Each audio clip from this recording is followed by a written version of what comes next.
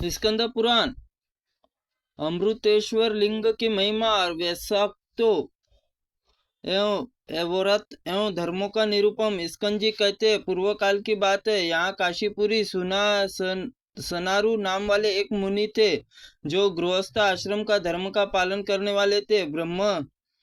ब्रह्मा यज्ञ परायण, अतिथि पूजक और शिवलिंग पूजन में तत्पर रहने वाले थे। तीर्थदान नहीं लेने वाले थे। उनमें सुनारू मुनि एक पुत्र हुआ था, जिसका नाम उपजघनीय था। और उसमें किसी दिन वन में गया और वहां उसको एक सांप ने डस लिया। तदनंतर उसके समवयस्क मित्र ने उसे उठाकर आश्रम ले आए। और उसमें सनारू ने लंबी सांस खींचकर उपजघनी को स्वर्गद्वार के समीप महाशमशान भूमि पहुंचा दिया। वहां श्रीफल के समान आकार वाला एक अत्यंत गुप्त शिवलिंग था।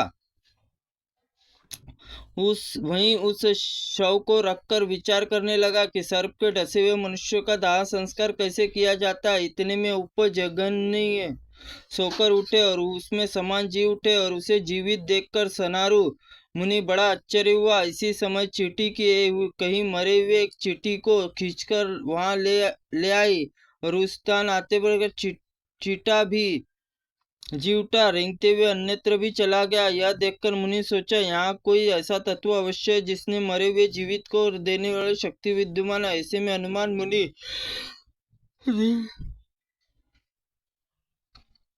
जमीन खोदने लगा। इतने में श्रीफल के बराबर शिवलिंग दिखाई दिया। उसने सनारू पूजन किया। वहां प्राचीन लिंग अमृतेश्वर रखा था, उसमें सार्थक था। वे आनंदवन में अमृतेश्वर लिंग को स्पर्श किया और अमृत तत्व की प्राप्ति हो सकती है, जिसको मरा हुआ पुत्र जी उठा। सुनारू अमृतेश्वर पूजा करके घर को गए और अमृतेश्वर लिंग काशी में प्रसिद्ध हुआ, जो कि मनुष्य सिद्धि देने वाला है। कलयुग में वह पुनः गुप्त हो जाएगा।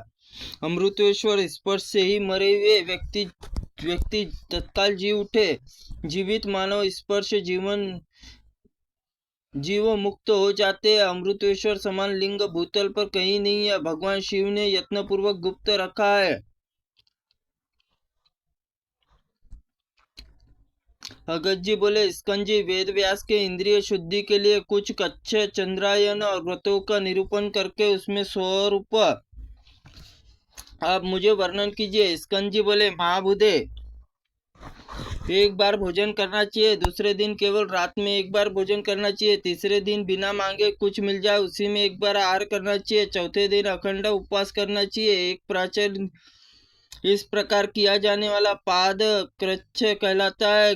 बरगद, गुलर, कमल, बिल्वपत्र, कुश, इनके पात्रों क्रमश एक एक दिन जल पीकर ही रहना चाहिए। पर्ण कृच्छ कहा गया है, जिसकी खली हुई घी, मट्ठा, जल, सुत्त, इन क्रमश एक एक दिन का एक एक बार खाकर रहना और अंत में एक दिन का उपवास करना। यह सौम्य कुछ कहा गया है। 3 दिन का प्रातः काल हविष्य भोजन करना, 3 दिन सायंकाल हविष्य ग्रहण करना चाहिए, फिर 3 बार बिना मांगे प्राप्त होने वाला हविष्य आहार करना चाहिए।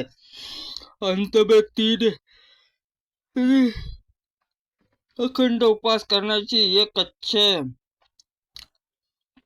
कच्छ व्रत है। अति कच्छ व्रत का पालन करने के लिए प्रतिदिन एक बार ग्रास करके 3 दिन प्रातःकाल, फिर 3 दिन सायंकाल भोजन करे, फिर 3 दिन आयचित आहार ग्रहण करके अंत के दिन उपवास करे। केवल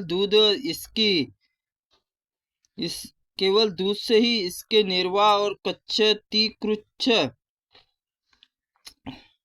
व्रत है। और यह 12 दिन अखंड उपवास करके पराक व्रत होता है। प्रजापत्य त्रुटिपूर्ण वाक्य के लिए भगवंत आप हमें क्षमा करें। ओम नमः शिवाय नमः। ओम स्कंद पुराणाय नमः।